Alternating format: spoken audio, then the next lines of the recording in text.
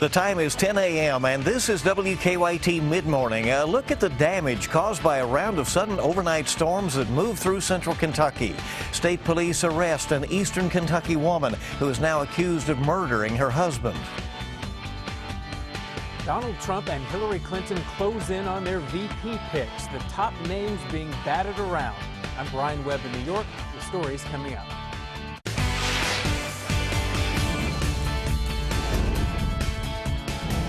This is WKYT Midmorning.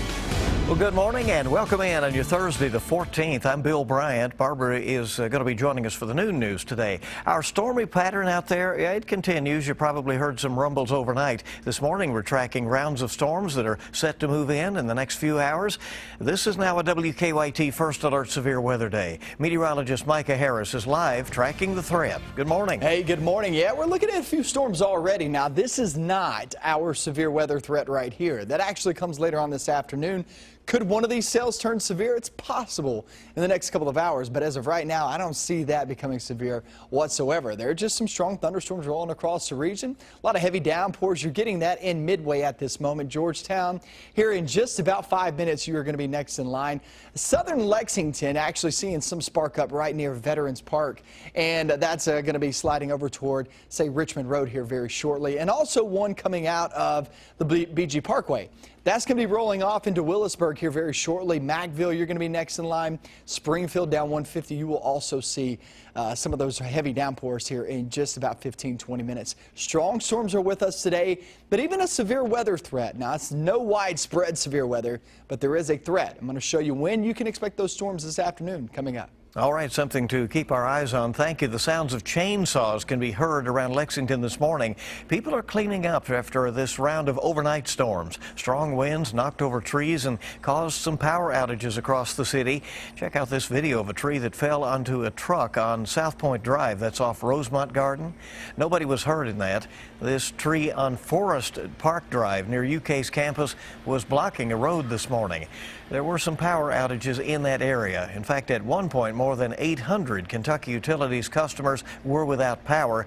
That number right now is down to only a handful. Police say an overnight motorcycle crash may be weather-related. The driver lost control on Paris Pike near Kingston Road just before midnight. We're told the driver had only minor injuries in that. And storms are not the only thing that caused damage overnight in Lexington. And I'm just thankful I didn't see him. I'm thankful that I didn't see him, because if I had, I'd probably be in jail, because I'd probably hurt somebody if I see him punching somebody's tires. Somebody slashed tires on several cars this morning on Niles Drive. That is near Armstrong Mill Road and Appian Way. In fact, our crew out there counted 8 cars that were damaged, including one work vehicle. Police have not made any arrests in that. Obviously, they're out there taking reports. Also new on Mid-Morning from WKYT News, we have learned that a man drowned last night in the Kentucky River. State police say the man was swimming near Buckeye Road in Garrett County at the time. The man was in his early 40s. His name has not been released to us. New on WKYT Mid-Morning, we're getting our first look at a Harlan County woman who is now accused of murdering her husband. State police have charged 51-year-old Ruby Webb with murder, domestic violence. They say she shot her husband around 1 o'clock this morning on Pope Hill Road off Kentucky 72 south of Harlan. Police say Webb shot her husband, who is 59-year-old Charles Webb, in the stomach. Well, at the hospital, police say Webb told them that his wife shot him. He later died. A Lexington man is accused of harassing and making threats against police in Texas and Michigan. Police say Raynell White called the Houston Police Department and made reference to the deadly attacks against officers in Dallas and said, quote, "You are going to have to learn the hard way." While on the phone with the police department in Michigan, White is accused of threatening to shoot police. White is also facing charges for making a threat against WKYT. A man charged in connection to a string of arsons has been indicted by a grand jury. In May, John Roth was charged with receiving stolen property in Jessamine County. Police say he tried to pawn jewelry stolen from a Madison County home that was broken into and set on fire. The Jessamine Journal reports Roth has now been indicted on several charges, including 2 counts of arson. Police say 6 homes in Fayette, Scott, Madison, Jessamine, and Garrett counties were broken into and then set on fire in a matter of just a few short weeks. A Clark County constable was arrested after police say they caught him selling drugs. Glenn Witt is charged with drug trafficking. According to his arrest citation, police recorded Witt selling 7 oxycodone pills to a cooperative witness. Police say Witt had his constable's badge, money from the sale, and a gun with him when he was arrested. Witt is the 3rd district constable for Clark County. Well, search teams are back in Washington County today. They're looking for the bodies of Robert Jones and Crystal Warner. They're going back to search the last place the couple was seen on July 3rd, which is their rental property in Washington County. This time they're bringing in a Louisville-based canine team to help. State police say witnesses saw Craig Pennington shoot the couple and take their bodies. Family and friends have been searching in Scott and Washington counties, and soon they will also start searching in Clark County. Authorities in Arizona are on the hunt for a serial killer who is responsible for the murders of 7 people in the Phoenix area. The latest victims were murdered in the driveway of a home last month. Officials have released a sketch of the suspect now. They say he could also have an accomplice. Republican National Convention Rules Committee is now expected to vote in Cleveland today on whether to allow delegates to vote their conscience at next week's convention or require them to go for Donald Trump. The development comes amid mounting speculation over who Trump will announce as his running mate. That is set to happen tomorrow. Brian Webb has the latest on Campaign 2016. Donald Trump says he's whittled down his vice presidential picks to 2 ahead of his big announcement. Appearing on Fox News, he hinted at who his VP might be. I want to pick somebody who's solid, who's smart. I'm not looking for an attack dog. Former House Speaker Newt Gingrich indicated the choice might be between him and Indiana Governor Mike Pence. Certainly, I'm one of the people who'll be sitting by the phone waiting. The presumptive GOP nominee huddled with Gingrich as well as Alabama Senator Jeff Sessions in Indianapolis Wednesday. The meetings came after Trump and his 3 eldest children met privately with Governor Pence at his mansion. I think he's giving it very careful consideration, and we're humbled to be a part of that. A new poll finds Trump gaining ground on Hillary Clinton in several key swing states, including Florida and Pennsylvania. In Illinois yesterday, the presumptive Democratic candidate continued to paint herself as a unifier, delivering an address from the same location where Abraham Lincoln made his famous House Divided speech. Donald Trump is so dangerous.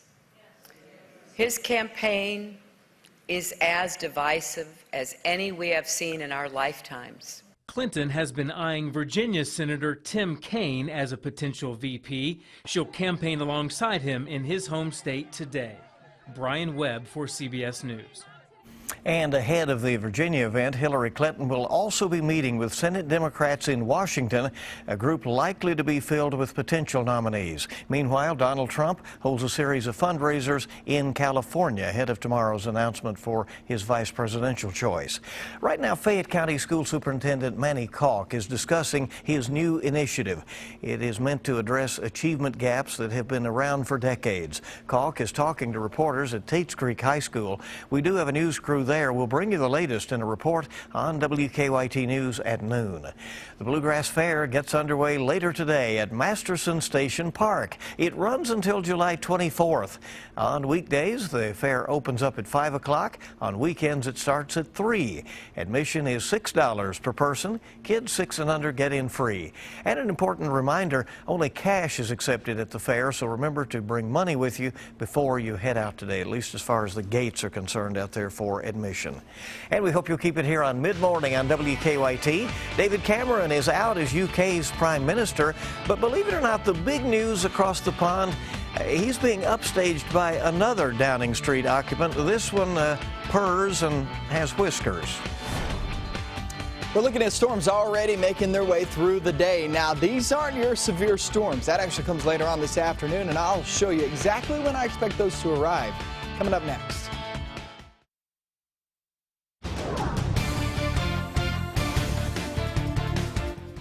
So we have the showers and thunderstorms outside right now, and they're going to be pushing on through very shortly. As they do, you're going to be seeing some strong storms out of this, some heavy downpours, a lot of lightning.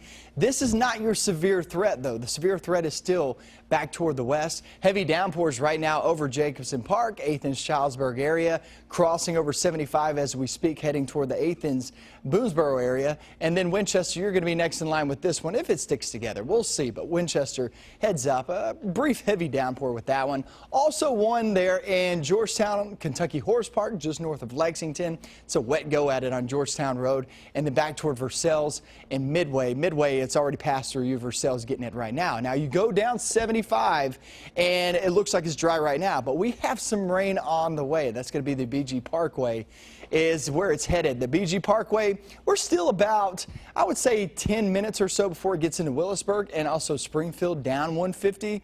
That's pretty soaked right there, and also another one about to head through Marion County here within the hour, so just keep that in mind. But the slight risk, we have been upgraded by the Storm Prediction Center in Norman, Oklahoma. It was a marginal risk this morning, slight risk, meaning it's bumped it up just one, just saying, okay, there's a little better opportunity that we're seeing on these particular weather models for some severe weather.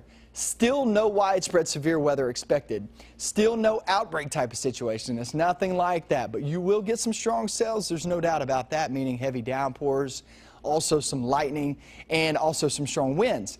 But in with that, isolated severe winds, okay? So that's what we need to be watching for, roughly 60 miles per hour as they pass on through. Friday, here's the deal. The rain pushes through this afternoon anywhere from 2 to about 8 p.m. That's the best bet at severe weather. Once we get past that, it calms down just a bit, and then we'll have a few more rumbles for tomorrow, especially south of I-64. I-64 southbound, that does include Lexington. A couple of rumbles of thunder. Now, Saturday and Sunday, it continues to show a drying trend. There's some good news for us toward the weekend. Now, it's not fully dry, don't get me wrong, but we're still looking at a drying trend. So that's some really good news. A lot of these events going on this weekend over at Evans Orchard. You got a festival over there. You got the... say that for me, the Concours d'Elegance. You got it. I did? I nailed it? Okay, so we have that this weekend. That's the car show going on. I always try to not say it because it's just so hard to say for me. I don't know why. It's an Alabama boy, right? You're perfect. Yeah. Concours Jim's over there d'Elegance. laughing at me, all right? I got it, though. I got it. But anyway, so that's car show going on this weekend. A lot of events happening this weekend. Yeah. Fairs picking up. Yeah, a fancy car show it is. Fancy Yeah. car show. And we're crossing our fingers that it looks good to go this weekend. All right, we'll have some lots of dry time. Yes, it looks absolutely. Like. Sounds good. Prime Minister David Cameron's departure from office, one of the biggest stories in the United Kingdom right now. Yet it's a cat that is really getting what you might call the lion's share of the attention right now. Larry the cat, who holds the title of Downing Street's chief mouser, has officially upstaged the former Prime Minister after the press confirmed that even with Cameron's departure, Larry will be staying at Downing Street. Cameron tweeted a pic of himself with Larry to prove there are no hard feelings. And by the way, Larry tweeted back on his own Twitter page, which he happens to have. He loves to just kind of roll around there, get all sorts of attention. And there's the former Prime Minister's Twitter page with his response. And then here's the cat's Twitter page, should you like to follow him. All right. Kristen Stewart talks about her leading man, plus Ryan Gosling shows off his pipes. Chris Martinez has your eye on entertainment. Hollywood is abuzz over Jennifer Aniston's powerful message to the tabloids. The actress wrote an essay for the Huffington Post saying she is not pregnant and that the constant scrutiny implies women are incomplete or unsuccessful if they're not mothers. Oscar winner Leonardo DiCaprio is becoming a star for his conservation work. The actor's foundation says it has now donated more than $59 million to fighting climate change and protecting wildlife. Woody Allen creates a bittersweet romance in his new film, Cafe Society. Jesse Eisenberg stars as a Bronx native moving to Hollywood, where he falls for Kristen Stewart. If I was your boyfriend, I would not travel. Or if I did, I would take you with me. Stewart says her off-screen friendship with Eisenberg helped bring out the best performance. When I'm around him, I genuinely can, I can embarrass myself, I can be stupid. He's a good guy. He's a really good guy. So, I didn't have any of my defenses up. The movie also stars Blake Lively as a New York socialite. And Ryan Gosling shows off his singing voice in the upcoming movie La La Land. City of stars, are you shining just for me? Opening in December, the love story features Gosling as a musician and Emma Stone as an aspiring actress. That's your Eye on Entertainment. Chris Martinez, CBS News, Los Angeles. All right, good to have you here on Mid-Morning. On WKYT, God's Pantry Food Bank is aiming to improve the health of seniors. Find out who qualifies for this program is coming up. We have a lot more to go here on WKYT. Saturday's Powerball jackpot, $333 million. And tomorrow's Mega Millions jackpot is $20 million. Keep it here. Welcome back into Mid-Morning here on WKYT. It's a federal program. It's aimed at improving the health of seniors, and God's Pantry Food Bank is on board. To learn more, we're joined by Marion Gwynn, who's CEO of God's Pantry Food Bank. Thanks for coming in. Appreciate it very much. Thank you. You brought by some of the food items that these seniors will be eligible for, right? Yes, absolutely. This is a small sampling of the food parcel that seniors who are enrolled in the Commodity Supplemental Food Program receive each month. This Friday, or tomorrow, between 10 and 12, we're hoping to enroll as many as 700 low-income seniors in this program for the next 4 months at Amani Baptist Church on Georgetown Street. They will actually get food. I mean, like you see here, it is not a voucher or anything like that. They would come there and get food, right, after signing up. Yes, so if you're interested, you need to bring proof of income for all members of your household.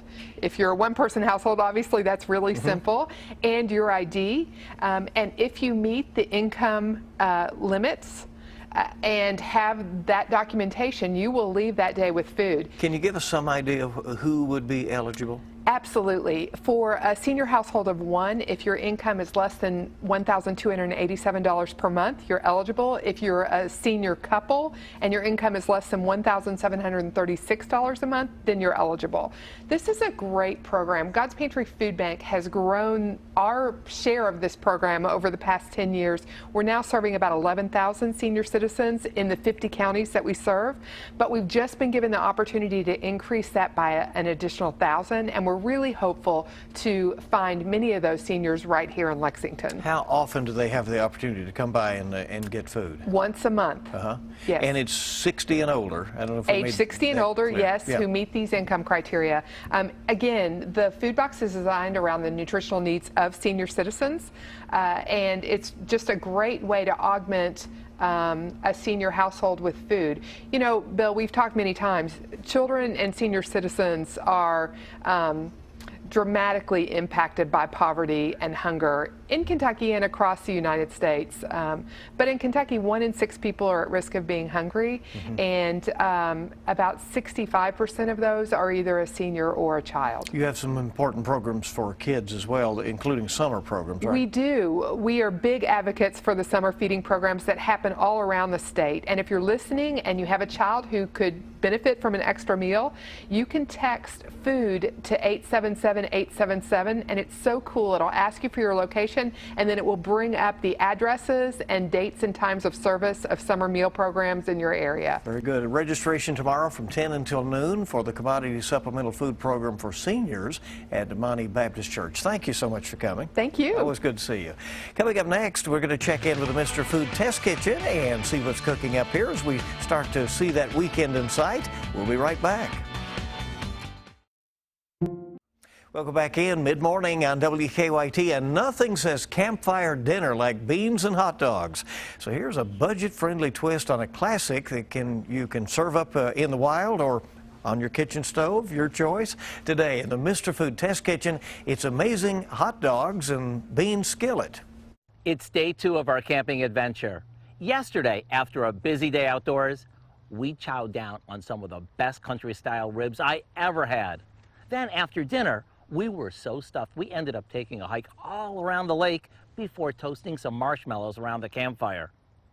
And after a morning of fishing and not being very successful, we decided it was time for another camping staple, hot dogs and beans, but with a twist, of course.